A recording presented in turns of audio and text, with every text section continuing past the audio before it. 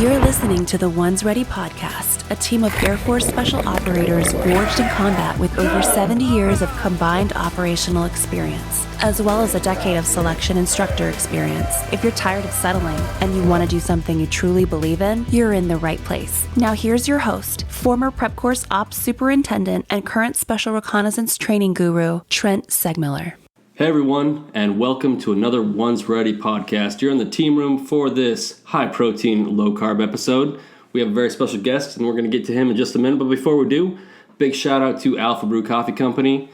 Big supporters of ours. Their latest blend is Danger Zone. So if you want to be in the Danger Zone, if you want to be a someone had to do it. 48-year-old 06 like Tom Cruise or whatever is in the new movie, pick you some up, put in the code Ones Ready. Veteran-owned company, they support us. We don't get anything out of it, but you get great coffee. You get to feel better about yourself. It's going to be awesome. Thanks for listening. Thanks for leaving reviews, remarks, comments, everything else. I know you've already subscribed, so don't worry about it, but tell your friends, get them on here, and go ahead and name a hairstyle after Aaron while you're at it. That's my challenge for the week. All right, let's get this started. Our special guest today is Tyler Melee Minton. A little bit about him. He is a fighter, a chef, a nutritionist. And before you talk about yourself, my first question, Tyler, is why are you trying to make us all look bad by being good at everything? Just because I do everything doesn't mean I'm good at it. I just figured the more things you do, the chances you are of finding something you're good at. Right. I'm still looking. Right. So, let's tell us a little bit about yourself and kind of where you're at or where you came from. Yeah. The floor is yours. Yeah, so kind of, as you said, I kind of do a little bit of everything in terms of nutrition. I actually went to school for nutrition. I'm still in school. Actually, I went back to school because my end goal is to finish with my PhD. So I'll be a student forever. And it's one of those things I don't really. I don't mean arrogant, but it's not that I'm going so I can learn a lot more. It's because in any industry like this, unless you have a PhD, there's always going to be someone who doesn't know anything that's like, well, are you a doctor? I'm like, no, but that doesn't matter. So that's literally this is arrogant. The only reason I'm getting it is so I can say yes. Like I'm going to pay that money. So when someone so says, you can just say, yes, listen, I'm in fact a doctor, and could you shut up? That is just God's honest truth. Fantastic. What a time to be alive. I love it. But anyway, So I started off a professional fighter. I still am. I just I haven't fought in like 5 years, so I don't know if I could still be considered. But I went to school for nutrition literally just because I was going to college and I really didn't know what I wanted to do. But as a professional fighter, I figured I would do something that would benefit my own career. So I went into nutrition because I didn't know anything about nutrition as it pertained to fighters. And I found out that no one did. There was really no one that knew what it was. I remember as an amateur, I was cutting from 200 pounds to 170 pounds in 1 week. And this was back when you had same day weigh-ins. So you would weigh in and then fight 4 hours later. Oh, that's the worst. How much weight would you put on? Because during that time, IVs were still allowed too, yeah? Yeah, but I wouldn't do an IV just because it was, we're fighting in a National Guard armory in BFE, Kentucky. So like I wasn't about to have to take me. Yeah, there wasn't about that sounds wild. You would go in, they would weigh you and choose your weapon. Yeah. Put your name on a thing, and then they would just find someone else who came and weighed close to you. There was a scale. There was a sign-up sheet. There was a scale. It was all really, really professionally done. It was kind of like first come, first serve. And it was legal, but it wasn't regulated. So it was pride rules. You could stomp to the head. You could literally do whatever. You just couldn't. Gentleman's rules. You couldn't kick in the balls, and that was really the only rule. But so I remember my first fight, I won in 7 or 8 seconds. And then when the referee raised my hand, my knees buckled because I was so weak. But like, that was just what people were doing. You were just starving yourself. And I just knew that wasn't the way it should be. So you just want to get it done so you can go home and eat. Yeah, basically. Yeah, really. Exactly. So, motivated by hungriness. That is literally. A hungry dog fights harder, but there's limits to that. A starved dog doesn't. So we, I just wanted to learn to get better. And I quickly learned during my Bachelor of Science that I wasn't going to learn anything about applicable nutrition in college. I was going to learn about, like sick care, not even health care. I was going to learn about sick care and dealing with feeding sick people in a hospital.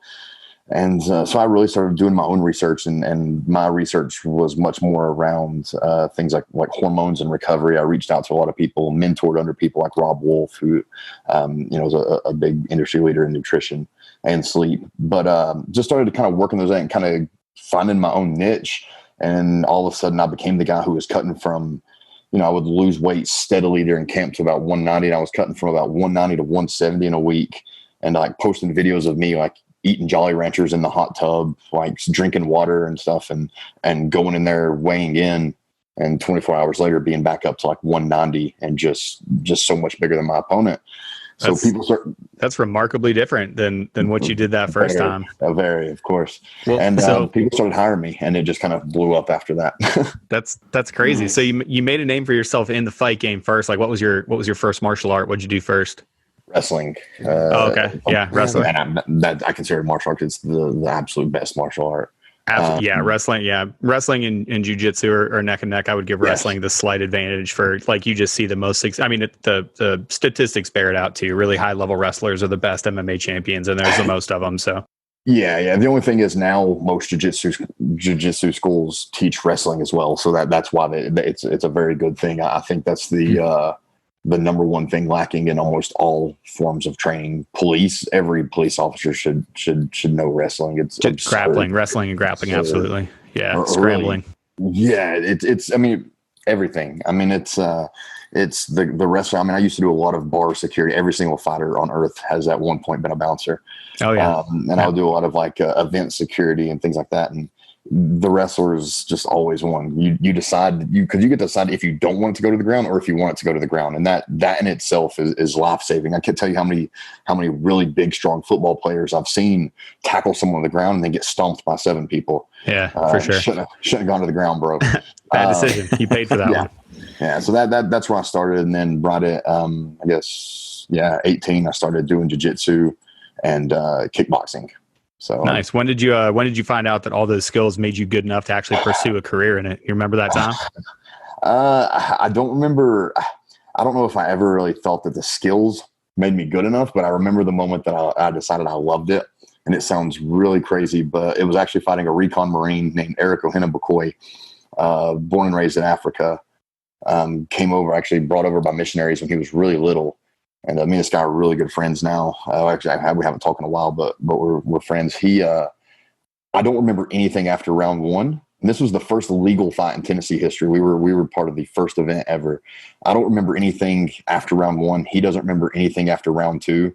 And by round 3, it was just, I mean, we're hands down swinging. Most referees would not let it go on anymore. Just spaghetti arms and angle hands, hoping for a haymaker to put you, like, either you catch one or you throw one, but please, somebody just knock somebody else out. It was on YouTube at one time, and then the promotion pulled it off, and I've never been able to get a hold of them again and try to find it. I desperately want to find it, because it was, I just specifically remember at one time, this again, it was legal and it was regulated, but it was still very raw. There's a point where I'm holding this guy by the throat and just punching him against the cage. Just the domestic violence choke? Yes, that's not cool, bro. Like, and now you're best friends. That's not acceptable at all. Yeah, he hits the ground. This is how dudes become friends. It's not tracking. Exactly. And this guy hits the ground and comes back up, and then hits me once, and I hit the ground and come back up. And by the end of it, we're just covered in blood and fighting. And I only know that because I've seen the video, and I won. I don't remember getting home that day. I don't remember much. And but I just remember, and again, because I do not remember any point of the fight, but this after round 1, but this one thing in round 3, I was a kid. Like, I got picked on a lot growing up, and I had some friends, but not a lot. I was never popular. I was never good at any sport, really. And I always wanted to be. Not that it matters, but I feel like any kid that's not popular, whether they admit it or not, they want to be. And like, I was just never the quarterback people were cheering for. And I just remember in round 3, and I wasn't even like a main event on this, and I was the kid no one cared about. I was like the second fight. And I just remember one point he's on top of me, just pounding my lights out.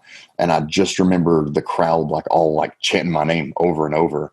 And I just remember, I remember instantly being happy, even though I'm just getting slobber knocked. And I ended up reversing him and getting. Did you just turn the word slobber knocker into a verb and say slobber knocked? You were. I think Oh yeah. I think it's like an old WWF verbiage. 100% Jim Ross has yelled Jim at. Ross. It's That's a Jim slobber Ross. knocker. Exactly. Good God. And I just remember getting on top and finishing the fight, and that's it. Like I said, I don't even remember getting my hand raised, but I won.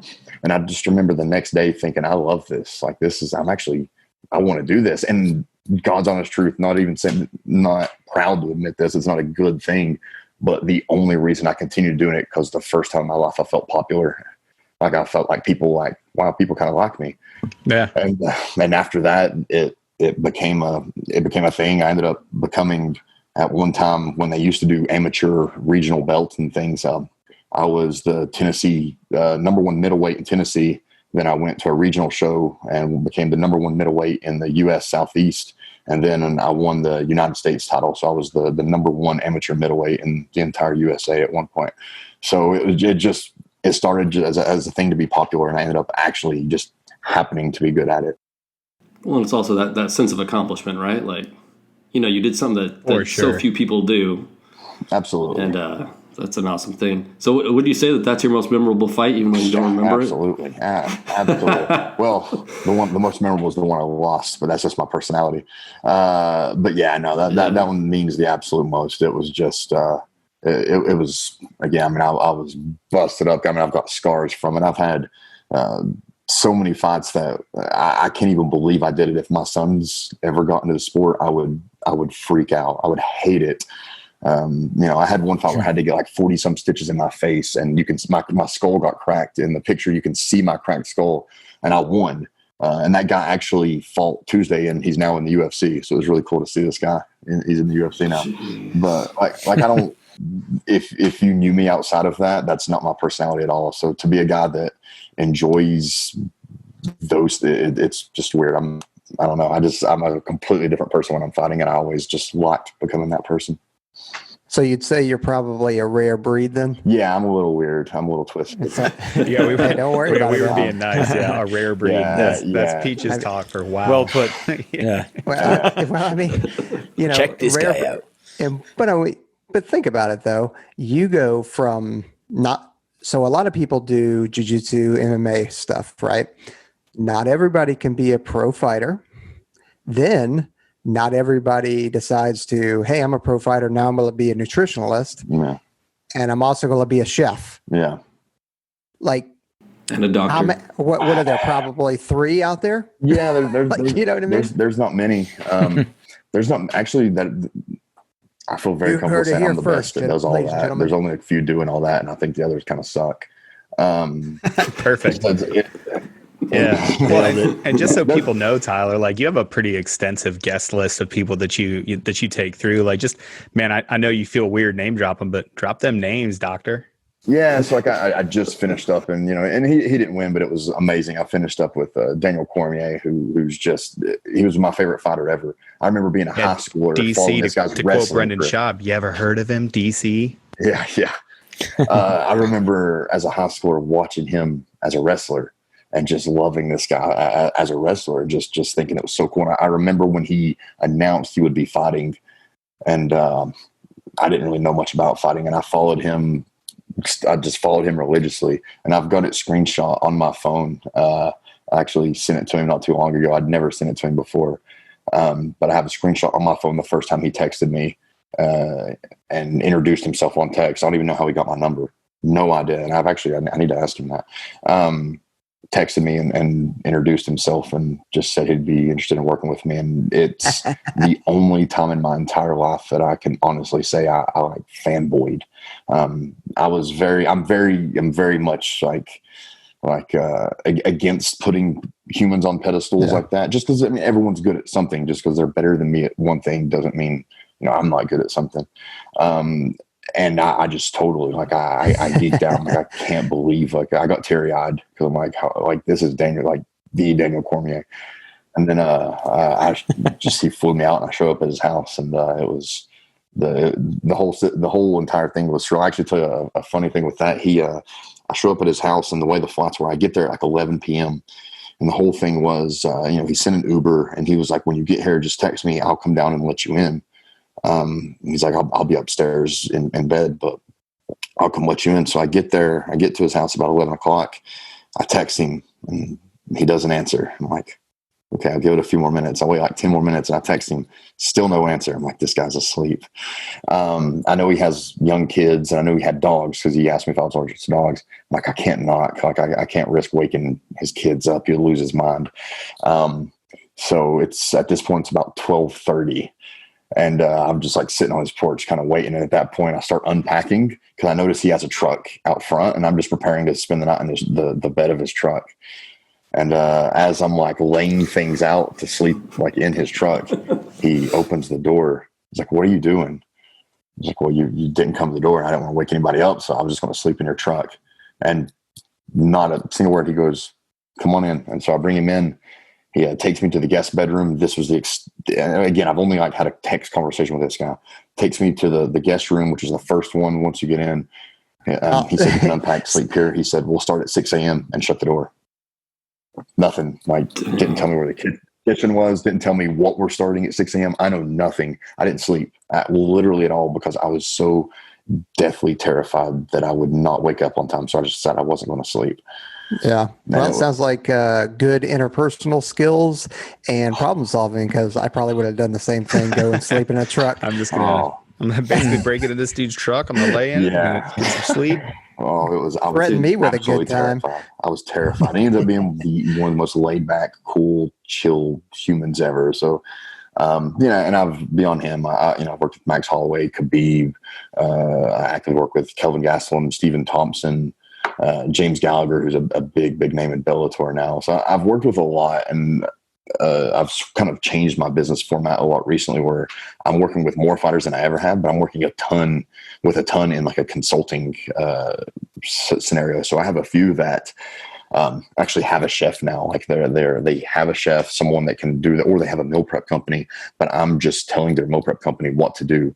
So I get to stay at home and still do my job. I don't have to leave my family, and I can do all that. So I've tried to find ways, which is perfect timing with COVID.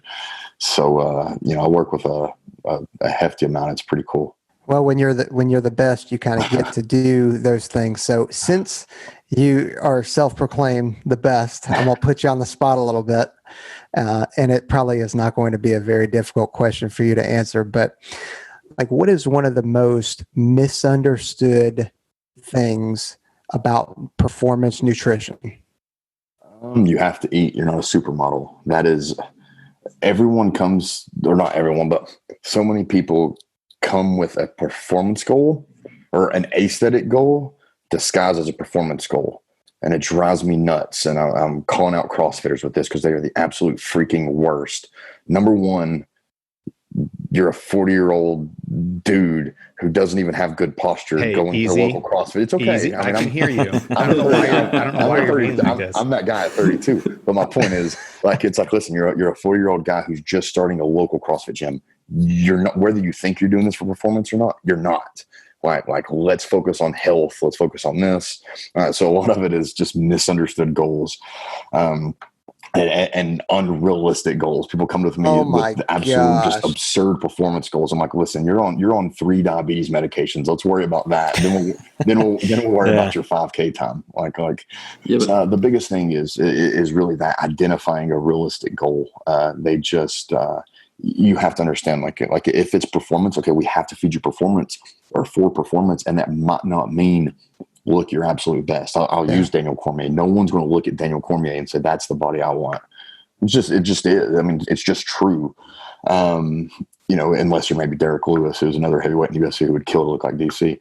But it's just not. But you're also, if your goal is performance, well, yeah, you'd love to perform like DC, who's one of the greatest of all time and is a multi-millionaire because of his level of performance. So you just have to identify that and then go with it. And feeding for performance looks a lot different. Like the way I was feeding DC and the way I'm feeding any of my athletes, especially that don't have a huge weight cut, is just to be able to go out there and kill people. I mean, I tell people all the time, like your job as a fighter to really go in there and try to kill the other person. And the ref's job is to keep you from doing it. Your job's not to go in there. And I've never understood the concept when people would ask me about a fight, like, where do you want to go? Like, what's your game plan? I'm going to try to kill him. because I don't know what the difference is in hitting someone to win a fight and hitting someone to kill them. Like everything, I'm literally trying to murder them because it's the ref's job to keep me from doing it. So like we have to feed them to effectively do that, and to feed them to recover so they can do this day in and day out. And sometimes it's 2 to 3 training sessions a day, 1 to 3 hours a session. Like I'm not concerned about your abs at that point. Like we don't care, because if I'm feeding you for abs, you're not going to be able to do that.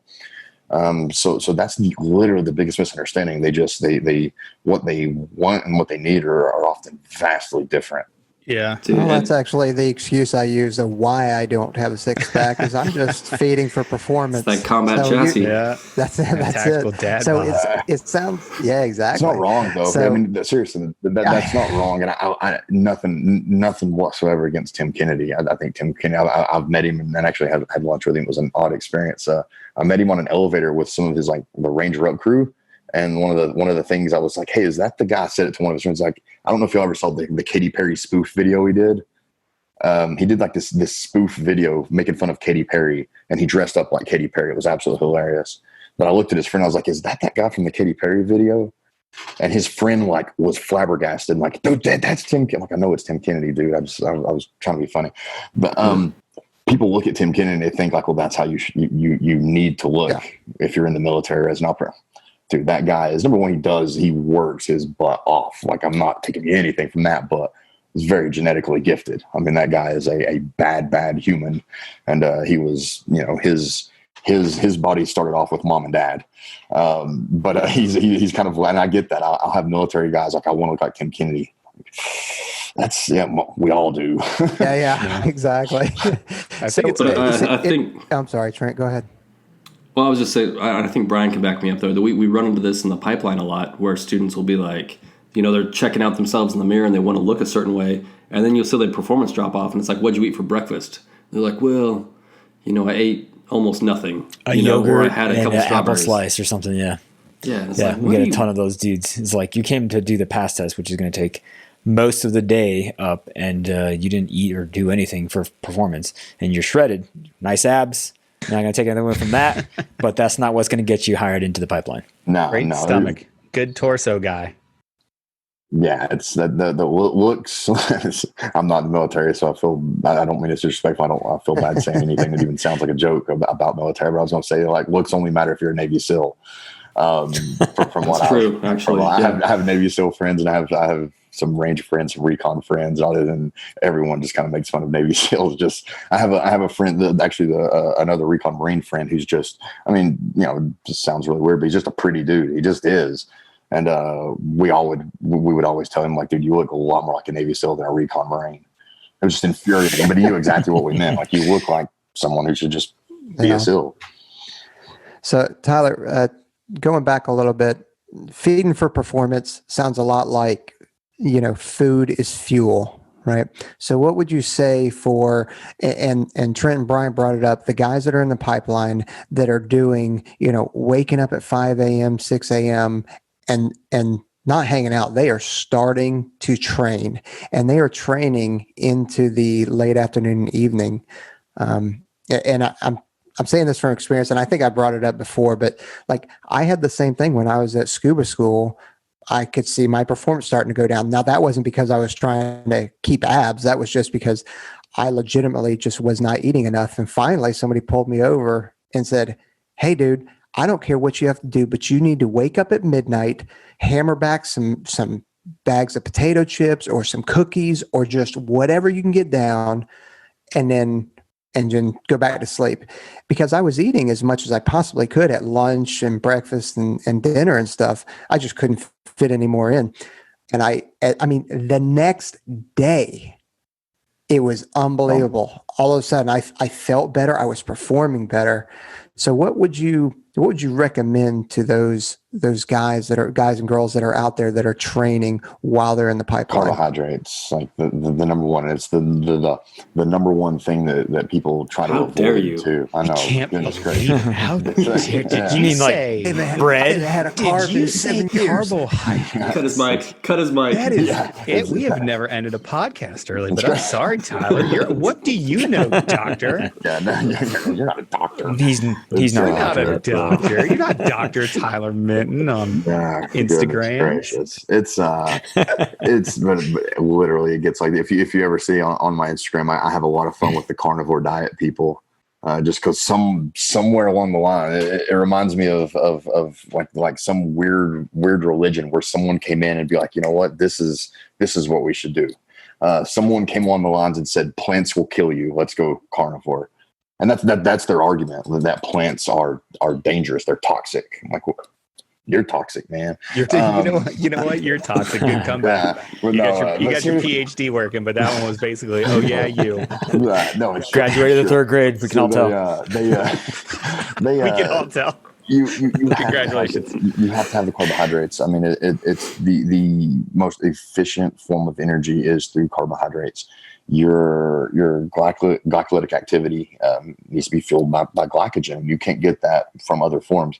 In fact, if you try, your body will always outsmart you. People say all the time, I'm trying to trick my body. Like, if it was capable to trick the body, we wouldn't still be here. I mean, we've lasted hundreds of thousands of years because our body has found ways to outdo the stupid things that we've done to it. We've lived through a lot of things despite ourselves, because of ourselves. And like remember those toe shoes? Remember when Vibrams were a thing? I can't believe that humanity. I have a pair. We made it all the way through. I used to rock those. I love those things. Everybody had a pair. Everybody had a pair. I 100% had a pair. 500-pound deadlift was wearing Vibram 5 fingers. You'll never see it. Count it. It worked for basketball. Why couldn't it work for CrossFit? 19 years old. It's science. Huge. Wait a minute. Do you guys remember back in the 80s and 90s those shoes that had kind of a platform on the to make your calves stronger so you could jump higher? Jump higher. Peaches, you almost got on top of a refrigerator once with those.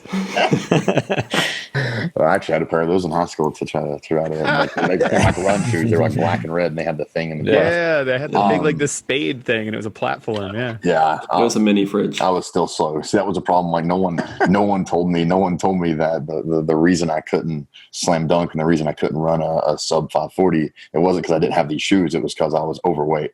No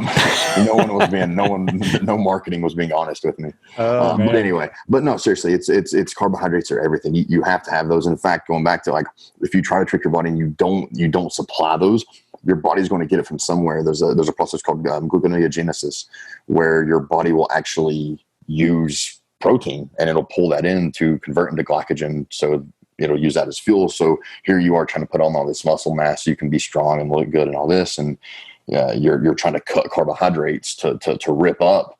And your body's just taking all that hard-earned muscle and using it as fuel because you're not giving it the carbohydrates it needs. I can't tell you how many times with a client, the number one difference I've changed that made them all of a sudden get leaner is to add carbohydrates into their diet, because now they're preserving muscle because of the carbohydrates. Again, same kind of thing. I can't tell you how many times with a fighter, even when they're in the final weeks and they're really trying to lose weight, their performance is just suffering big time. And the biggest thing is we need to hit X amount of carbs. We're going to add this in before we go to bed. And they wake up as just a completely new person. All right. So keto diet is out, basically. I get that question all the time from dudes. It's better than carnivore, but for performance. And people always they'll always pin me down because I've eaten keto on and off for a very long time. And people are just like, oh, so that's what I should do. And I'm always like, no. For assessment selection, no. You need to be eating 7,000 calories a day and eat all the bread you want. Like when I was at Indoc, I would crave, for whatever reason, just lots of salt and vegetables. So I would load my tray up on and just salt the crap out of those things and eat them. And that was the thing that always made me feel better after a long day. I'm like, absolutely not. Like exclusionary fad diets like that. Like, yeah, you'll get abs and you'll get a couple extra 1,000 Instagram followers, but most of those dudes are dudes, they just want to check out your fitness page.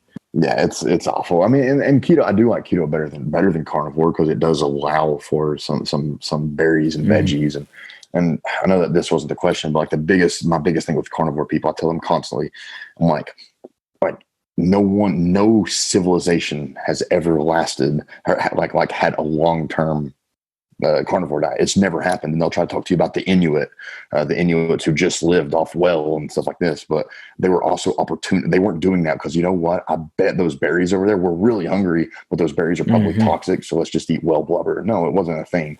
Like, they were opportunistic eaters. So at times of the year, they would have those things and they would eat them.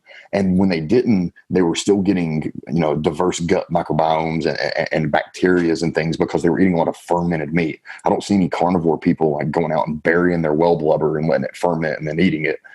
And it just doesn't happen. It's just an excuse. Like, this was the same thing with a lot of people that are doing the keto diet wrong. Like, it's just become an excuse for people to eat bacon and things that they want. Exactly. They just want those things. So like, now it has a name. Like, I can make sense of it. It's freaking weird. Yeah, exactly. And you can eat whatever, drink as much milk or do whatever, eat as much cheese as you want. Yeah. And then it changes, new rules, new vegetarian. The type of vegetarian has changed 20 times. I'm a vegetarian that eats fish. I'm like, you're not a vegetarian. All right. So for those dudes that I get this question all the time also is for guys that are getting ready to do the PASS test. The PASS test is on Monday. And they're trying to prep, and they, exercise wise, you tell them to taper down just a little bit. Don't do like a 6 mile or whatever the day before. But nutrition wise, the old thing that used to be common is eat a bowl of spaghetti or a big old plate of spaghetti the night before. Is there anything like a couple days out that you should do as far as hydration or anything different that is not in the common thread of society right now? Like, obviously hydrate, eat carbs. That's it. Yeah. But, I mean, I don't know how much is required of them that day, but I generally tell people for things like 5K, like I hear a lot of people like carb loading for a 5K, and that's just ridiculous. You don't need to do that. But if you're talking like a very intense, like drawn out, long day. So this is the difference in like volume and intensity. There is a difference, to bring it back to CrossFit as an example. I don't know how familiar you guys are with CrossFit, but I know it's kind of in the military world, but you have a workout called Fran that's 21-15-9 thrusters and pull-ups.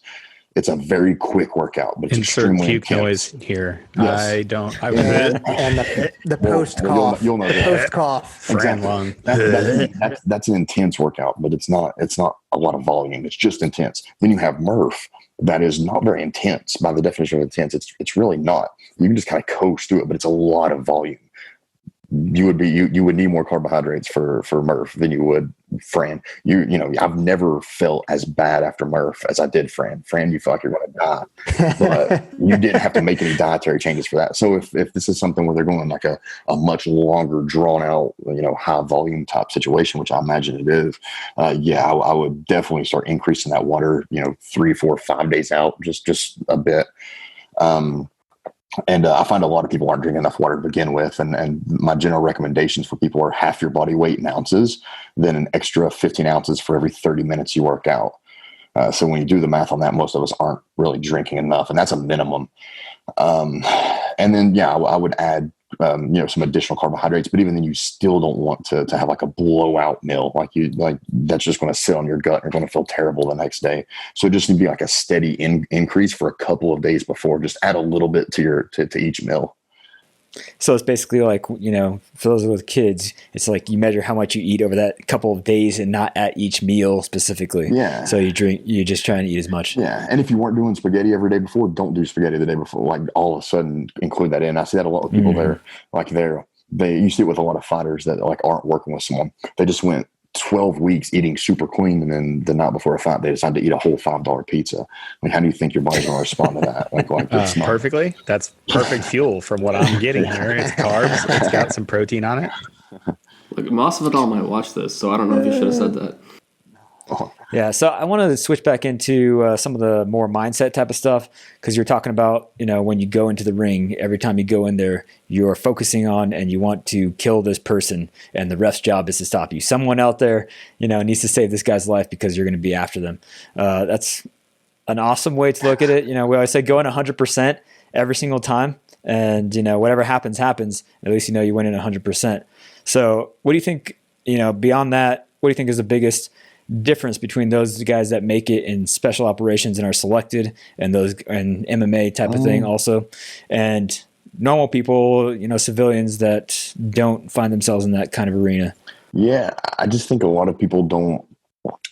There's a few things. I think you have to have some level of competitiveness with that. Like you absolutely have to, or you're just not, it's really hard not to. So I remember, I did like a USO tour type thing, and it was in Afghanistan. I was talking to a lot of soldiers, and I always try to be like real respectful, because again, I'm not in the military, so I'm not going to sit here and act like I know more about any of them than they do. But I was getting a lot of questions about nutrition and how we should eat and this and that, and I was answering it. And then like there were just so many of them snickering and saying things like that. Oh yeah, but the ice cream, so, and this and that and the other. And it was just a really, honestly, it was an immature and just rude group. And eventually I just really kind of got pissed at them, because as I was sitting there talking about the way that they, the question was my recommendations for how they should be eating, I was just getting met with like some of them laughing and telling me like the ways that they do eat. And I'm like, that's fine, but like you're here for a job. Like the fact of the matter is you're here to like, as blunt as it is, to possibly kill them and not be killed. Like your primary objective, in my opinion, would be to be the one that gets to go home. And I promise you, the bad guys, like they're not eating ice cream because it tastes real good. Like they're living off the bare minimum, doing what they can, and they're eat, sleep, and breathing the idea of killing you tomorrow. Like to me, like if you're in the middle, like that's just the mindset you have to have, or the minute you slip up on that, could be your last minute on earth. Because I just, from what I know about that culture and things, like they don't have those luxuries because they see those luxuries as distractions, and they are distractions. We have those luxuries, but you don't have to take advantage of those. And I know it's much more serious than fighting, but that was one of the reasons I loved fighting around Christmas time. I absolutely loved it, because I was absolutely convinced that if I fought during Christmas, I already had an advantage, because I knew the other guy wasn't nearly as dedicated as me and was going to cheat on Thanksgiving, and he was going to cheat on Christmas, and I wasn't. He was going to take Thanksgiving off. He was going to take Christmas off, and I wasn't. And that you're was just over there eating spaghetti squash at a perfectly balanced meal, and you're just like, he's eating turkey. Seriously, that was 100% why I like doing that. I loved trying to do that and fight at times. I liked fighting in like on other people's turf and things like that, just for the pure fact that I thought they would get comfortable. Like they're going to be a little bit comfortable, and they're going to. I love. That's just, again, I'm weird. And, as soldiers, I just think that needs to be the mindset. Like what's this is a lot more than just winning and losing. Like what's the guy who's waking up tomorrow hoping to kill me so he can, go to what he thinks is heaven. That's a pretty good reward in his eyes. Like just to kill, like, what do you think the choices he's going to make between now and then are, and try to make better choices than he is.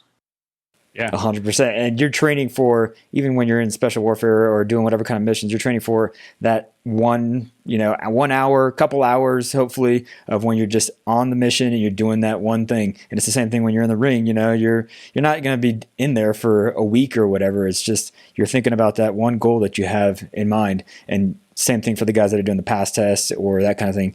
You just, that one goal, you see yourself doing it, you envision it constantly, and it's just always on your mind when you wake up. And I think that, is really important for those guys that are out there. As soon as you wake up, you think every single choice after that minute until you go to sleep, like what choices can I make to better my odds of making this happen? Yeah. And that's just every day. And I don't tell the story a lot. It's kind of weird. And it sounds like a thing, just a macho type thing. Here we go. I'm excited. I've never been more. Now we're talking. It's going to be better than the cracked head. I was doing a security. I was doing a security job once, and I had a gun pulled on me.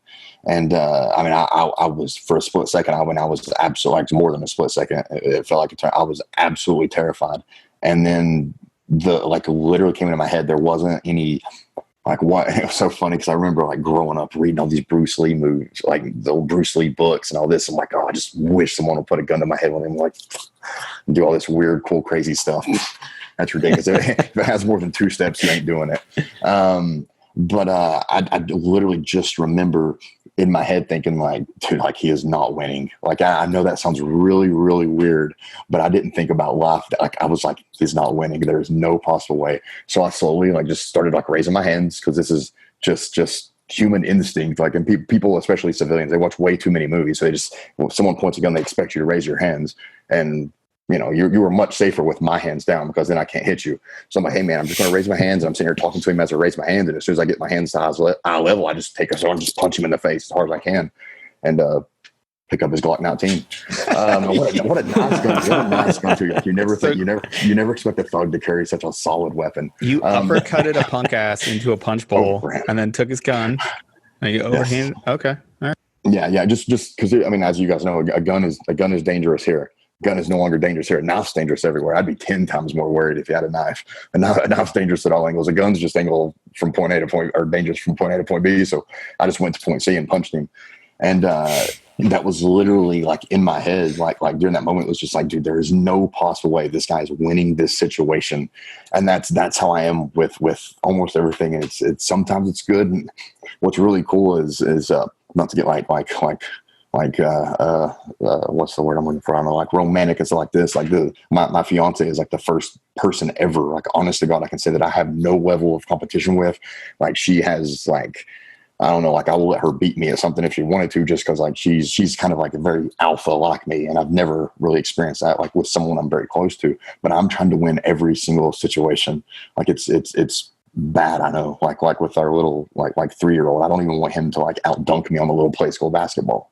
No, he can catch those hands for sure. I bet you would tune that 3-year-old up, Tyler.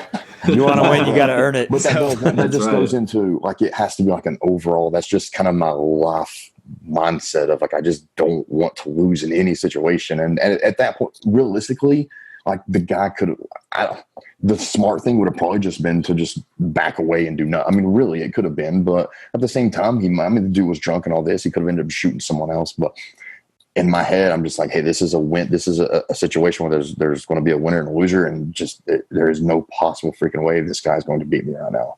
Yeah. Well, it feels real good to win on those situations too. Yeah. Absolutely, it does. I mean, and you do, and we've had this conversation before. I just think it's there has to be a level of and especially if you're in like a special operations community. I've never met anyone in that community that didn't have a certain level of arrogance and about them. I'm not saying narcissistic. There's a big difference, but a certain level of arrogance, and it's earned. Like it just you can't go through those things, accomplish what you've accomplished, and have the mindset that you have to succeed with that, because you're looking at every single challenge. Everything you're doing in the training, like your mindset has to be like, I'm better than that. Like there's no possible way that situation is going to beat me. There's no possible way this guy's going to break me. There's no possible way. Like you just go through your entire training and everything, just thinking you're better than this situation. You're better than this person that's trying to break you. You're going to develop some level of arrogance. And you see that with anyone who's really top of their game. And, it rubs a lot of people wrong, but it's just, that life just isn't for everyone. Like and there's nothing wrong with that, but it just is what it is. Sure. And we've talked about that. That's all you have to have. Yeah, we've talked about that line, between competence and cockiness and all that stuff before. So, yeah, you definitely have to walk on kind of both sides of the fence. I wanted to switch gears a little bit, and we talked about your weight cut before, and the thing I want to talk about, the most there is kind of like, the cognitive decline. Like I'm sure you felt mentally slower and sluggish, and I'm sure your body did not feel great after that weight cut. Well, then you had the ability to go through a weight cut where your nutrition was on point. I want you to talk about the differences of those two things, because the MMA and then the assessment and selection sort of communities fall right in line with one another on this, because, it may not be, necessarily like a fight camp, but being somewhere for 8, 12, 16 weeks where you're just constantly, some days you are going hard as you can, you're redlining, and some days you're backing it down a little bit, but it's not really that much. And it's the cumulative effect of both the pipeline and like an MMA weight cut. So tell us what the difference was when you actually ate for performance and you were eating those Jolly Ranchers in the hot tub, as opposed to, not being correct on your nutrition. Yeah. I mean, again, it goes back to glycogen. I mean, it fills your brain as well. You hear the term hangry, and it genuinely, like people genuinely, like you get fatigued and you just get angry. I can give you 5 grilled chicken salads and you're still going to be hangry after, but I've never given someone 5 donuts and they were hangry afterwards. It doesn't happen. And the point is, it's just, right. We get it with the carbs, Tyler. Yeah. Just beating that dead horse. But it's the truth. Like it fuels your brain as well. And that's one of the things you start to feel. You start to feel first. I had a client recently when they started with me. They were, it was like their first day before they actually started the plan. And he was like, just to be honest with you, I think I have COVID. I'm just telling you. I'm like, well, number one, like, I'll never meet you. Like, we're doing this through an email. It doesn't really affect me, but why do you think that? And he starts going through the ways, like everything he feels and how he feels. And I'm just looking at this guy's application, and I had him do a 48-hour diet recall.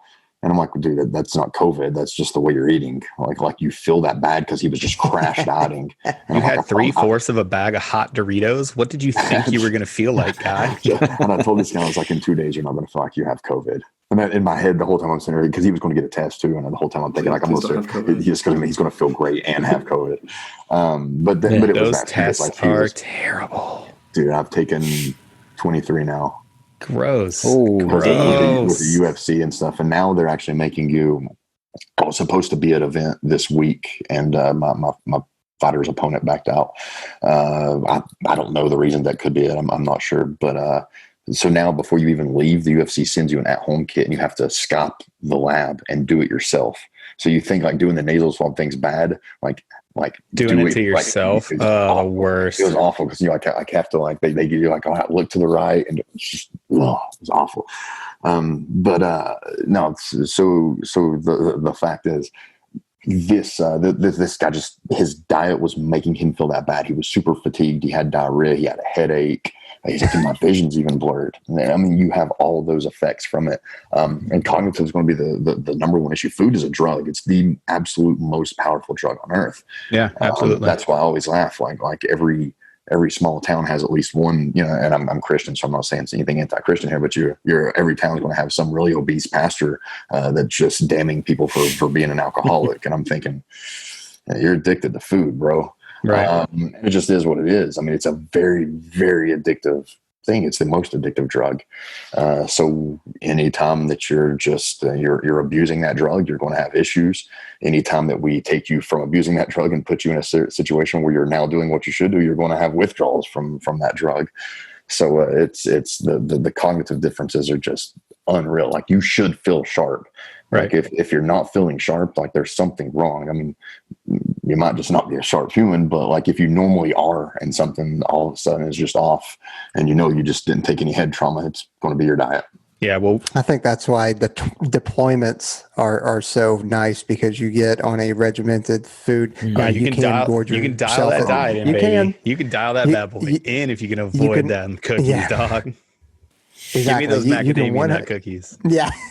So that would have Spunkmeyer. You know what I mean? Like, gram of fat muffins. So if you can avoid those on a deployment, you will get cut up and very dialed in and focused. Drinking 2 Moax a day too. You're kind of a couple Rippets, whatever. Don't you worry about that. But so for the guys and girls that are coming in, they're untrained, but they're looking to come into these career fields.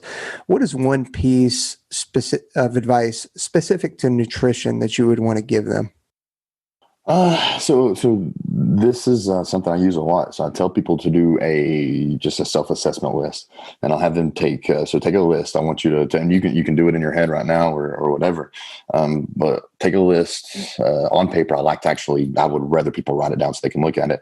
And I'll tell them to write down 10 things that they know they're doing right now. Like 10 things they absolutely know they're doing right now that are keeping them from optimal performance and health, or looking the way they want in that thing. So 10 things, everyone comes up with at least 5. Not everyone necessarily has 10, but everyone has some.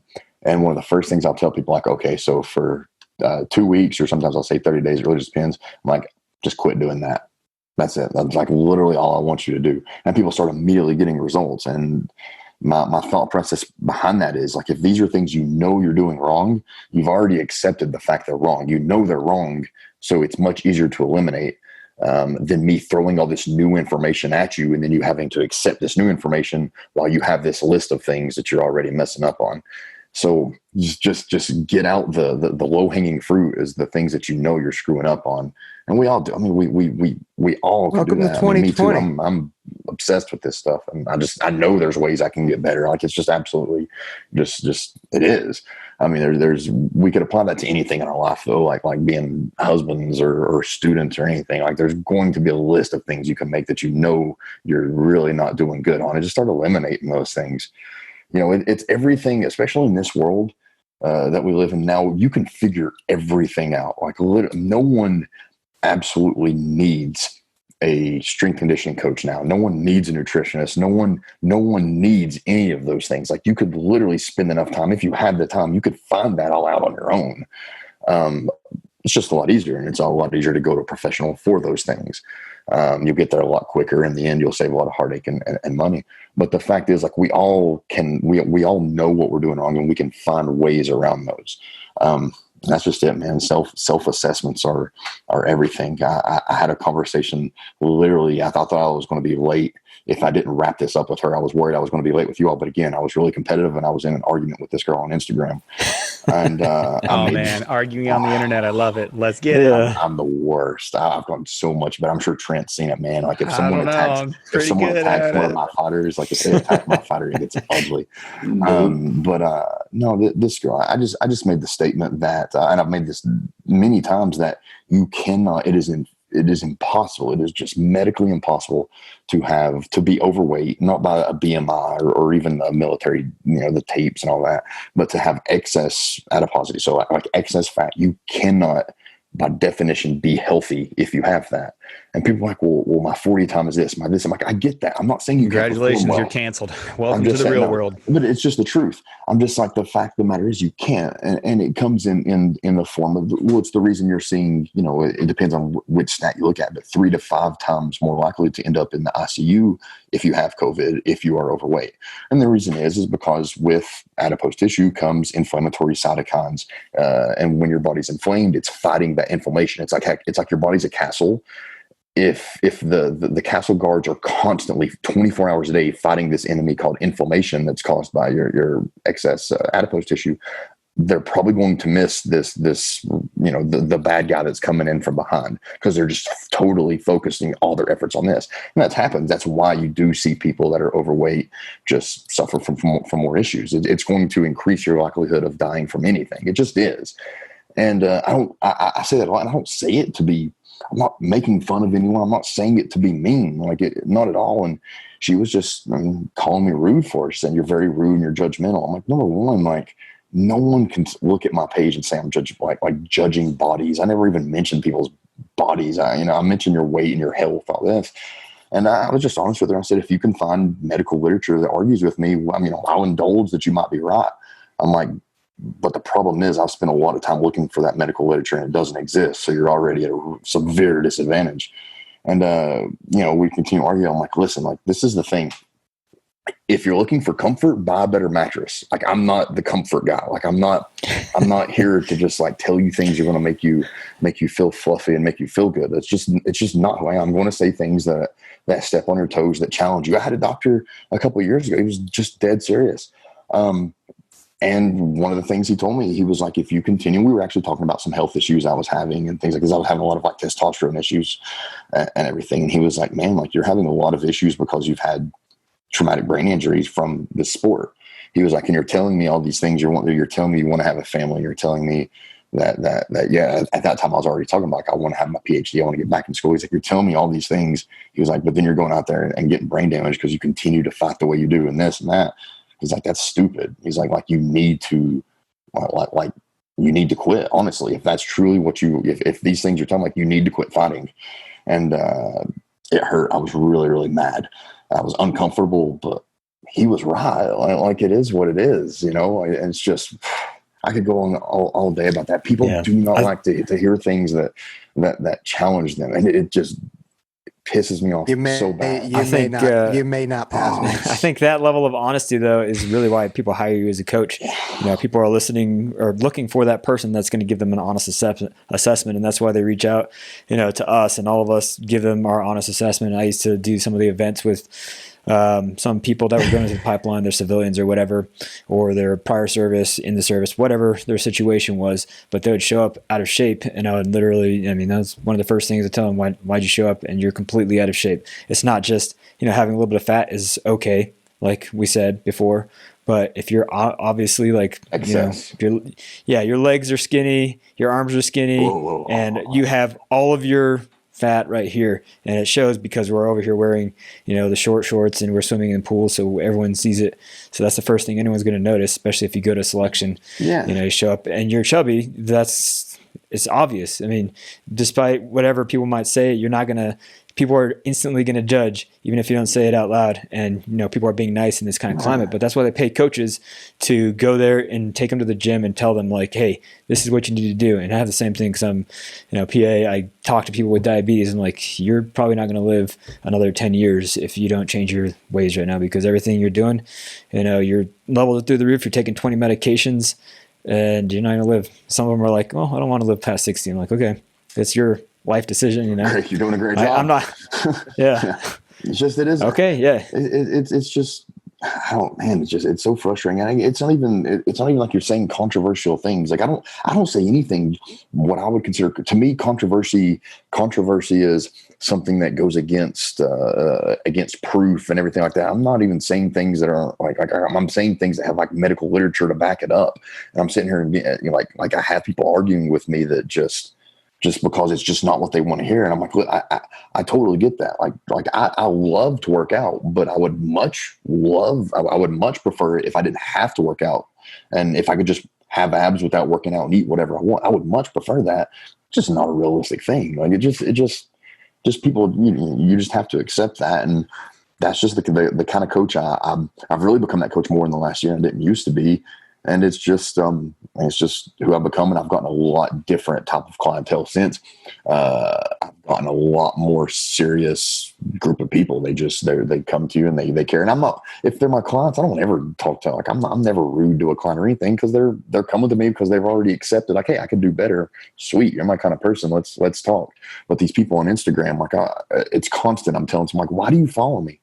Like you don't agree. Like everything you're arguing with right now goes against everything I post about it. Like, what are you doing following me? Like, go follow Mr. Rogers, his old Instagram or something. Like, I don't know. Like, follow a feel good person. I don't fair. Yeah. I'm like, who's the pastor? I don't know. Like, I'm just not along that vein, real quick. I just want to get this out of you. So you talked about having that in the moment. You have that kill, like it's be kill or be killed type of thing, and then competition drives you. What would you say to somebody that's trying to go for special operations specifically? You kind of know you had a lot of friends that are in that arena. You've talked to a lot of guys that have been doing that for a long time. What would you say the mindset is that a guy like that or a girl should have going into this kind of business and carry on throughout the rest of their career in order to make them successful? It's kill or be killed. It really is. Whether it ever really is or not, you absolutely have to have that attitude.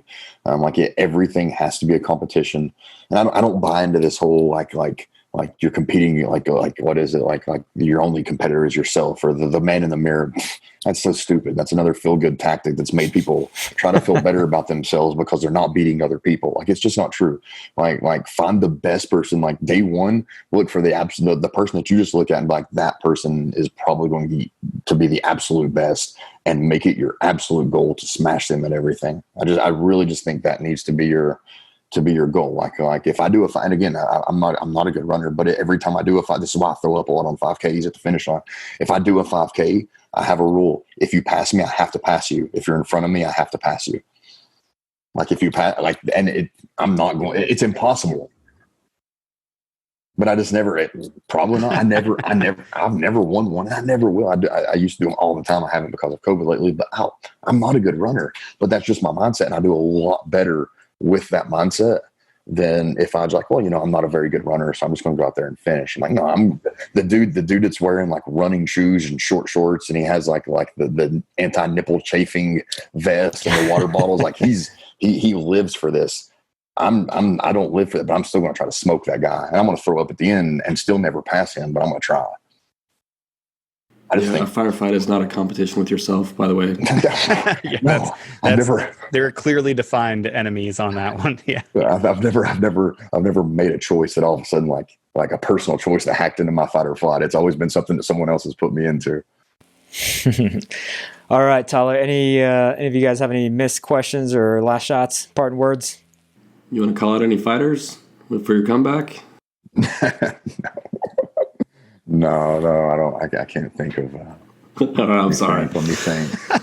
there's people I would love to fight, but yeah, I want to call out Karen 347 on Instagram. So there's my best friend in the world. My best friend in the world. He's like a brother to me. James Krause. He's in the UFC and he's my coach. So when I would have my fight camps, I would go up to Kansas City and train with him. My son's middle name is James after this guy. Like I care that much about him. But we were both on the Ultimate Fighter and we both lost in the past. Well, then they were doing an Ultimate Fighter return season, then bringing back people who had lost. And they'd already picked James. Like he was already in the UFC too, and they still wanted to bring him on. And they told me that. So in my interview, originally, I made it to the final rounds and they ended up just not choosing me because they changed the way they were doing the weight class. But they were interested in me and they flat out told me, so we know James is your coach and he's your best friend. I'm very vocal about that. They said, he's definitely getting picked. Like, how would you handle it? Like if you end up getting into the house together and you're on opposing teams and you have to fight him. I was like, I want to fight him first. And like the interviewer was like, why would you want to fight him first?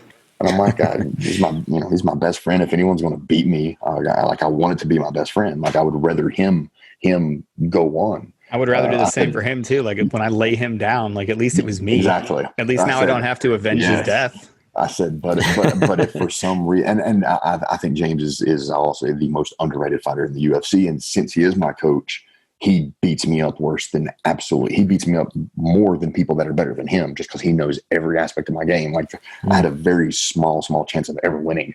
But I was like, if he wins, he goes on in the tournament. But at the end of the day, like if I'm going to beat anyone, I want it to be my best friend. And they just couldn't understand that. And in my head, I was just thinking it was a win-win. You either lose your best friend or for the rest of my life, I get to tell my best friend that I beat him at the time that it mattered most. That's the best. I think that's wonderful. Yeah, that's awesome. That's just like how we do, in the pipeline, we challenge each other to whatever. We have these dumb things that we do against each other. And obviously all the guys that we're hanging around are super strong. We know the ins and outs, but, we train to make sure that we're at our peak level because when we, go up against whoever, once we deploy, we know that we've trained against the best already. Like who else is out there? So yeah, no, that goes back to the attitude, the attitude we had. Like, what are they doing? Like, they want to kill you tomorrow, so you better be ready. Yeah. All right. I think we're going to wrap it up real quick. Overall, thanks again for coming on, and it's awesome to just have you on here and listen to that killer mindset and very successful as a nutritionist. And then, hanging out with guys like Daniel Cormier and all those other MMA fighters that you get to just really spend a lot of time around. And just the level of motivation, I think, is the same thing as, special warfare. Not that we're like that famous or anything like that, but just the motivation to do the job and the motivation to actually, take care of each other and get to win and be a winner at the sport that you're playing, whatever it is, whether it's actually deploying and doing that kind of stuff or going in the ring and having that mindset to kill or be killed. I love that you brought that up because it's always, all in, and it's every time that you take off. If you're in special warfare, you take off from the FOB or from wherever, or you just step out the door from your house. It's like, what's going to happen today?